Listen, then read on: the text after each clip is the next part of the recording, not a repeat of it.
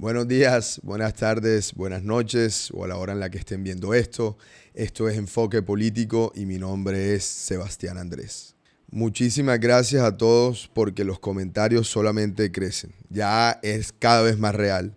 Es cada vez más real que con ustedes Enfoque Político sigue demostrando ser lo que nació para ser y es una conversación. Así que recuerden seguirnos en todas nuestras plataformas. Por aquí están, ¿verdad? Threads, TikTok, Instagram, YouTube, Spotify, en donde los recibimos con mucho amor. Así que bienvenidos o bienvenida a Enfoque Político. Y es que la verdad es que cada vez crecemos más, Albert. Así que bienvenidos a la política. Bienvenidos a Enfoque Político. Enfoque Político, política colombiana para empresarios, que somos todos. Continuemos y hablemos. Hablemos de Dabeiba. Dabeiba, Antioquia, es un municipio que se encuentra cerca a la ciudad de Medellín. Queda en Antioquia, municipio que por lo menos para mí quedará para siempre grabado en mi memoria. Quedará grabado en mi memoria porque gracias a que existe la Justicia Especial para la Paz,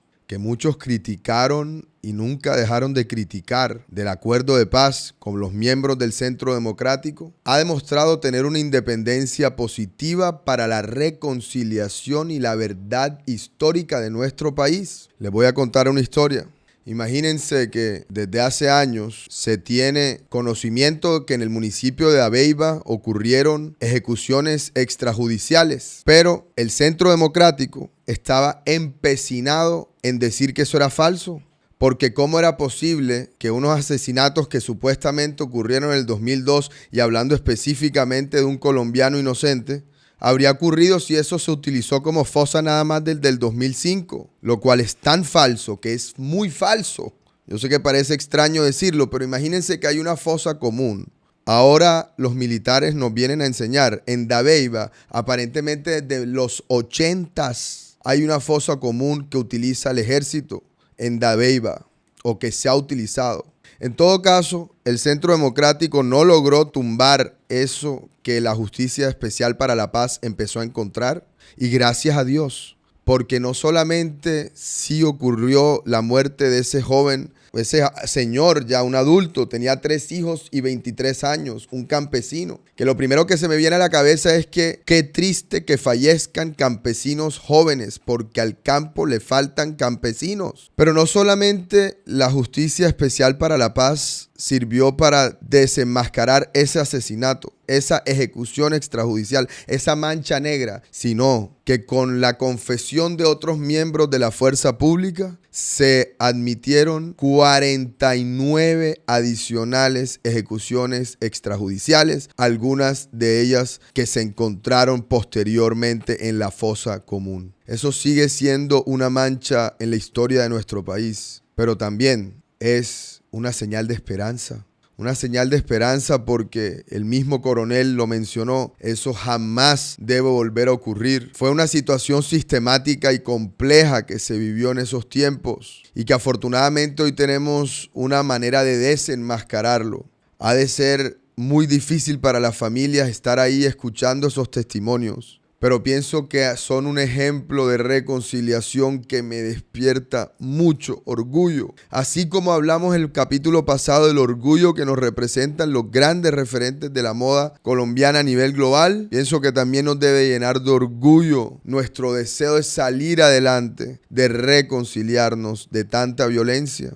Ahora continuemos y hablemos. Hablemos de nuestra patria, del tricolor amarillo, azul y rojo, que recientemente estuvo de fiesta de cumpleaños. Recordemos que el 20 de julio de 1810 ocurrió lo que se llama el Florero de Llorente. El Florero de Llorente fue cuando en un acto simbólico se alzaron los bogotanos en la capital a decir no más ante la colonización española, no más al virreinato de la Nueva Granada.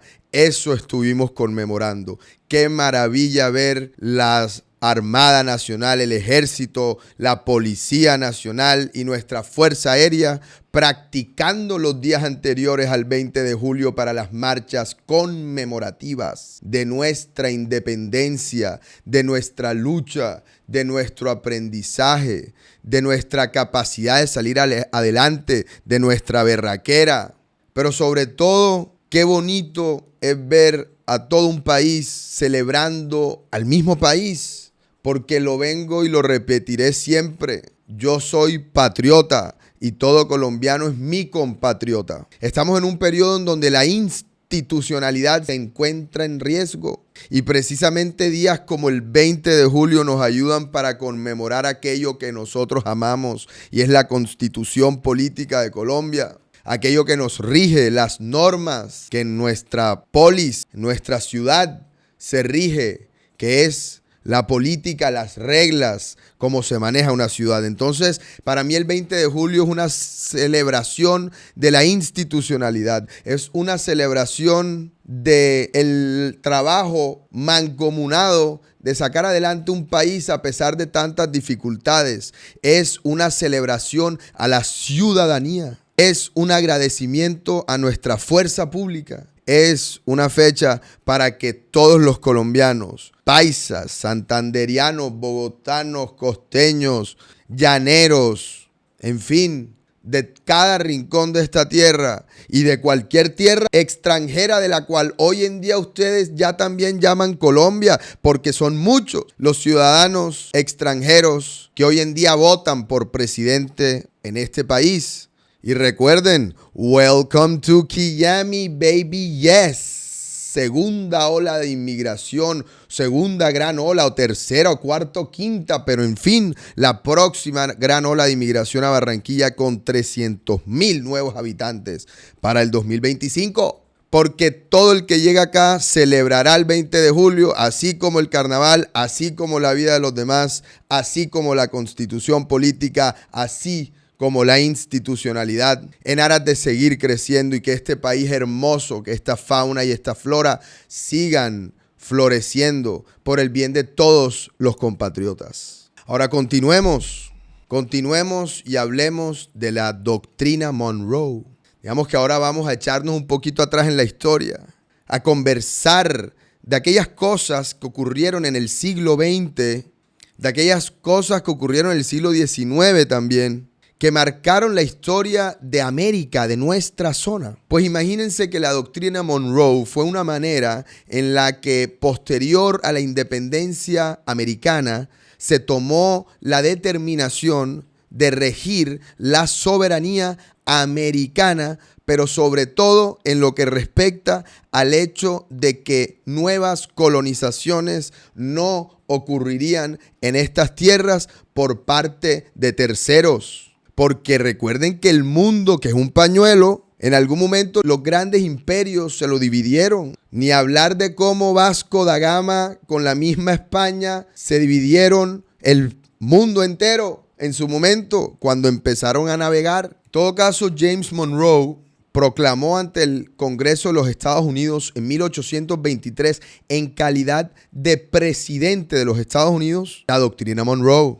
La doctrina Monroe, como ya anticipé, era un medio para el control soberano de América, en donde tenía 4 puntos principales. El primero, la no colonización. Nadie podía entrar a América a colonizar sin que Estados Unidos lo viese como un acto hostil. Segundo, no ocurriría la intervención, supuestamente pues, en donde Estados Unidos no intervendría en la política de un país, por lo menos no a la fuerza, directamente con su capacidad militar. Tercero, las no transferencias. ¿Qué quiere decir esto? Muchas veces habían guerras entre diferentes imperios europeos y al terminar, cuando ya declaraban la paz, porque ninguno se exterminaba tanto como el otro, o ninguno se exterminó como Julio César le hizo al país galo, en su momento, el holocausto galo, no iba a permitir transferencias. Es decir, que si la Guyana francesa, suponiendo que Francia después de una guerra contra los españoles decidiera cedérsela, transferírsela, pues Estados Unidos no lo permitiría tampoco. En cuarto lugar, la no expansión. si por alguna razón algún país europeo quería extender sus fronteras soberanas en América, pues también se las tendrían que ver con el ejército americano. Eso fue la doctrina Monroe. Me parece que este tipo o estos pedazos de la historia nos ayudan a entender un poco por qué hay tantos sectores de la ciudadanía que están en contra de los americanos, del neoliberalismo, están en contra de la guía de Estados Unidos como líder de este lado del mundo, porque de pronto tienen unos resentimientos históricos, como aquellos que se potencializaron en el siglo XX durante la masacre de las bananeras, que hay quienes dicen que no fue ninguna masacre, hay quienes dicen que fue una masacre, pero en todo caso fue un exabrupto, fue utilizar la violencia cuando no se tiene la potestad, cuando, recordemos, el monopolio lo tiene la fuerza pública, el Estado es el único que tiene el uso legítimo de la violencia, como nos enseñó Immanuel Kant. En todo caso, la doctrina Monroe es un pedazo de la historia latinoamericana que nos ayuda a entender un poco ese paternalismo americano, por qué continúa al día de hoy. Y ahora sí,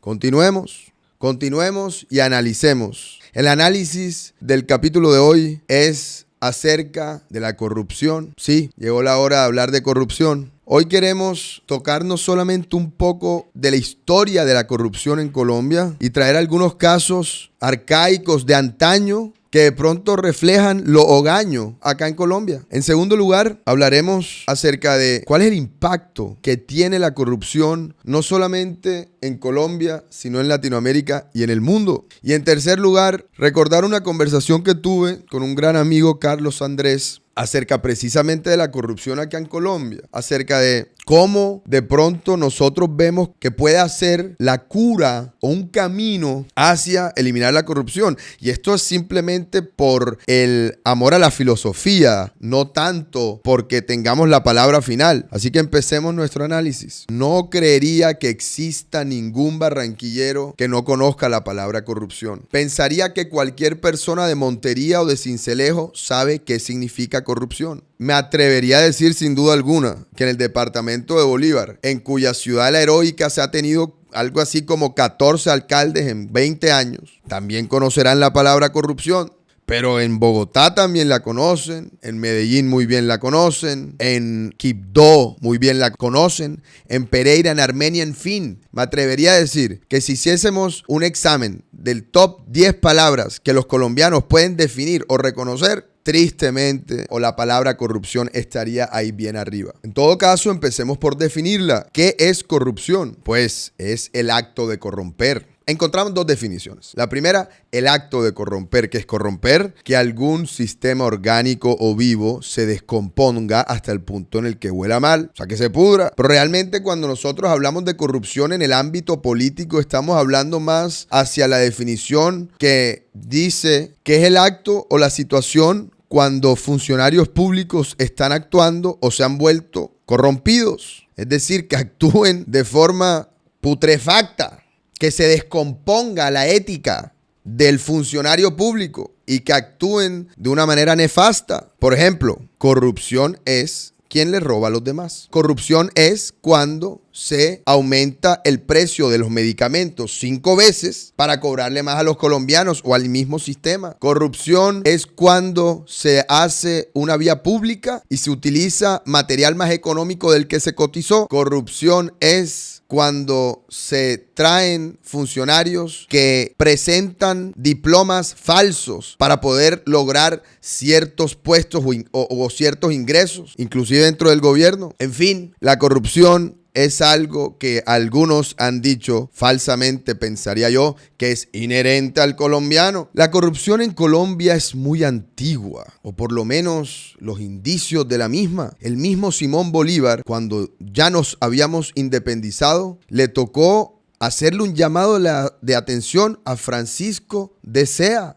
Imagínense que el hombre andaba en carruaje en Londres, carruaje completamente ostentoso, mientras aquí estábamos viendo cómo pagábamos una deuda de 3 millones de libras. Entonces esto viene de tiempo atrás. O por ejemplo, o el caso de Lorenzo Marroquín. Lorenzo Marroquín fue un bogotano que se hizo a el poder comercial en Colombia Y dícese que su comisión de éxito que le cobraba al gobierno era tan alta que el hombre creó su propio castillo, el Castillo Marroquín. Hoy en día se puede ir a visitar. Entonces, la corrupción en este país tiene mucha historia. Y desde Simón Bolívar, el gran libertador, se trató de frenar. Entonces, acá en Colombia, desafortunadamente, venimos de una historia patria de abuso en el manejo de las arcas públicas. Hoy en día lo vemos mucho ligado al Congreso de la República, a esa gran institución. Y yo les quiero compartir mi visión o nuestra posición, o quiero compartirles hoy nuestra posición de por qué ocurre eso. Imagínense que desde el año 68 hasta el año 91, en Colombia, por ley, existían lo que se llamaban los cupos parlamentarios. Estos cupos parlamentarios eran nada más y nada menos que recursos del erario público que le daban a cada miembro del Senado para hacer con ellos lo que quisieran, siempre y cuando se tratase de invertir y de desarrollar las regiones de donde venían. Entonces, hasta la Constitución del 91 se entendía que parlamentario manejaba recursos públicos. Y cuando hubo el cambio en la Constitución política, que es la que nos rige hoy en día, la Constitución política de 1991, pues se frenaron esos cupos parlamentarios, pero se empezaron a crear de otra forma. Esa es la situación. O sea, hoy en día es corrupción lo que antes era ley. Repito, hoy en día es corrupción lo que antes era ley. Y ese, a mi parecer, es el gran problema, que no hemos logrado que los miembros del Senado hoy en día comprendan que ahora es ilegal lo que antes era legal. Recordemos que hay senadores que pertenecen a estirpes políticas que vienen continuando un legado de servicio a la patria como senador o como representante a la Cámara o en general como funcionario público. Entonces hay ciertas cosas que se vienen trayendo de tiempo atrás. La corrupción es tan triste que hay quienes inclusive ya han perdido todo tipo de dolor frente a ese hecho. Porque uno pensaría, ¿cómo es posible que en La Guajira, que se mueren todavía niños de hambre y de sed, haya miembros del Congreso elegidos públicamente, elegidos por votación popular, que se roben el dinero de los programas de alimentación escolar, que cojan y vendan comida vencida para los programas de alimentación escolar? Uno pensaría que eso es imposible, que nadie lo haría. Pues lo hacen, porque lo perdieron, en mi concepto, hace rato, el dolor, la dignidad en ese sentido. Entonces, hay mucho por hacer naturalmente en lo que respecta a la corrupción. Ahora bien, también pasa con la corrupción que de pronto es un tema de perspectiva, o hay quienes dicen que Colombia no es tan corrupta, que a mí me parece es un problema, porque aquí no deberíamos estar abogando por no tanta corrupción, sino cero corrupción. Pero Colombia, en el índice de percepción de corrupción, está en el puesto 91 de casi 200 países. Es decir, hay un pocotón de países antes que nosotros que son más corruptos que uno no pensaría, pienso yo.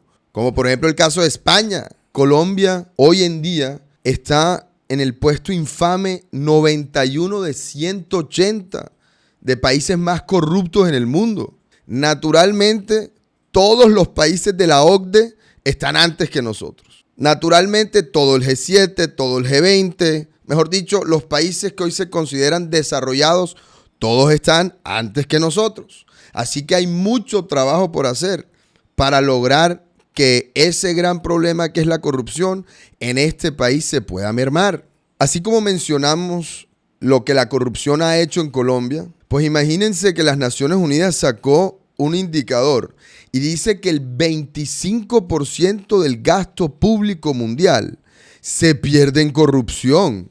El 25%. Uno de cada $4 invertidos en gasto público se pierde en corrupción. Entonces, qué cosa tan triste, ¿verdad? Porque uno que promueve la creación de empresas, como otros grandes empresarios han hecho, de una manera ética y legal y demás, pues vemos cómo, y esto yo lo veo en la percepción de las personas, de muchas personas con las que he hablado, vemos cómo hay un desazón total con respecto al gobierno en el sentido del manejo de los recursos públicos, tanto que han llevado a que la gente en Colombia y en el mundo en general prefiera no tributar. Uno de los grandes resultados de todo esto son todas estas opciones de impuestos eficientes que todos los ciudadanos del mundo buscan para no tener que entregarle el 25% a la corrupción, que no sé cuánto sería en Colombia. Eso habría que de pronto ver cómo nos nutrimos en esta conversación, porque la idea es que nos compartamos y que aprendamos y que crezcamos en la percepción y en la realidad de la corrupción en el país. Finalmente, esta parte del análisis quiero que termine como con unas ideas positivas. ¿Cómo acabar la corrupción? Hay quienes consideran que de pronto sistematizar o legalizar el lobby, como ocurre en Estados Unidos, quizás sea la manera adecuada de proseguir. Porque, por ejemplo, en La Guajira amerita que se haga una inversión grandísima en energía eólica, porque se cuenta con el movimiento de aire adecuado para que sea rentable. Para que algo así ocurra, es necesario una gestión público-privada que muchas veces requiere de mucho trabajo y mucho tiempo, y no con el ánimo de robar dinero, pero de que se ejecute un gran proyecto. Ahí de pronto cabría el lobby. Estuvimos conversando con Carlos Andrés. En segundo lugar, mencioné quizá que logremos que la vocación de servir, que el ser un funcionario público o ser elegido por voto popular, en vez de que los funcionarios esperen mucho dinero, que reciban mucho prestigio. Sería increíble vivir en un mundo en donde los funcionarios públicos, los profesores, en fin, todo este engranaje de miembros de la sociedad civil que aportan al crecimiento y al bienestar de los ciudadanos tengan o reciban mucho mayor prestigio. Ahí hay un reto grande. Ahí hay un reto grande porque la política electoral está ligada a la corrupción y está bien ligada a eso también. En tercer lugar, otra forma puede ser una combinación de ambas. En todo caso, aquí sí quiero abrir el debate. Aquí sí quiero dejar esta parte del análisis abierta, porque naturalmente combatir la corrupción va a ser un esfuerzo de todos. Va a ser un esfuerzo de quien no busque sobornar a un funcionario público o a un miembro de la fuerza pública. Requiere un esfuerzo de que no nos colemos en las filas o no nos pasemos en las filas. En fin, la corrupción no es solamente de los funcionarios públicos. Las empresas privadas también han sido muy corruptas. Tantos carteles de diferentes industrias que se han generado acá, como el del cemento, como el de los pañales. ¿Pueden creer que las empresas que venden pañales en Colombia estaban fijando precios? Una locura. O por lo menos algo impresionante. Presuntamente, para no entrar en problemas, pero por ahí compartimos la noticia. En todo caso, la corrupción nos lleva a tener un sabor agridulce del futuro, inclusive del presente. Por eso, la invitación hoy, o el análisis de hoy, es para que lo tengamos presente y veamos qué podemos hacer cada uno para combatir la corrupción, empezando por repudiarla al máximo. Y ahora vámonos al resumen. En el capítulo de hoy empezamos la sección de Hablemos con aquella situación de confesión y de reconciliación que fue la apertura de los militares en la Justicia Especial para la Paz, en donde compartieron cómo fue la manera sistemática en que asesinaron a 49 inocentes colombianos. En segundo lugar, hablamos del 20 de julio de nuestra independencia. Sí, señor, que viva Colombia. Y en tercer lugar, hablamos de la doctrina Monroe, un poquito de historia, un poquito de perspectiva acerca de esa relación entre Estados Unidos y América y Estados Unidos y Colombia. En nuestro análisis hablamos de la corrupción. Ya prácticamente era hora. Hablamos de la historia de la corrupción en Colombia, de cómo viene de tiempo atrás, de cómo el castillo de Marroquín o los corceles de Francisco de Sea en Londres nos empezaban a mostrar un comportamiento errado respecto al uso del erario público. También comentamos cómo la corrupción hoy en día afecta a Colombia. Y finalmente, no solamente tuvimos en cuenta el hecho de que las Naciones Unidas dice que el 25% del gasto público mundial se pierde en corrupción, sino que mencionamos que Colombia tiene el puesto infame 91 de 180 en el índice de percepción de corrupción. Pues y finalizamos con unas recomendaciones, con lo que podría ser la cura, pero sobre todo abriendo la conversación con ustedes. Y recuerden, síganos en nuestras redes sociales, TikTok, YouTube, Spotify, Instagram, Threads, para que continuemos esta conversación y que entre todos veamos si encontramos la cura a la corrupción en Colombia. Muchas gracias.